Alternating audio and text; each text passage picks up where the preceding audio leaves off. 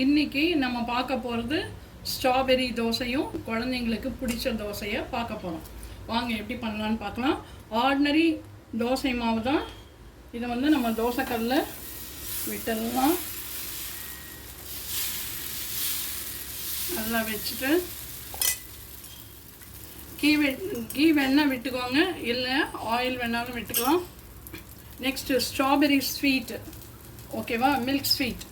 அதை இப்படி போடும்போது குழந்தைங்களுக்கு ரொம்ப பிடிக்கும். அது பாருங்க, கலர் காம்பினேஷன் நல்லா இருக்கா,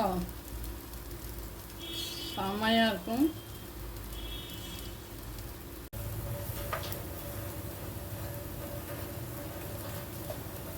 ஸ்ட்ராபெரி தோசை தயார்.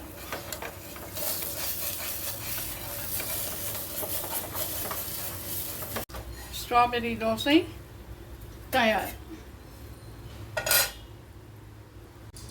இதே மாதிரி ஸ்ட்ராபெரி தோசை நீங்களும் உங்கள் வீட்டில் செஞ்சு பார்த்து குழந்தைங்களுக்கு கொடுத்துட்டு அவங்க எப்படி சொல்கிறாங்கன்றதை லைக் பண்ணுங்கள், ஷேர் பண்ணுங்கள், கமெண்ட் பண்ணுங்கள்.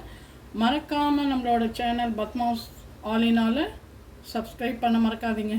பாய், டேக் கேர்.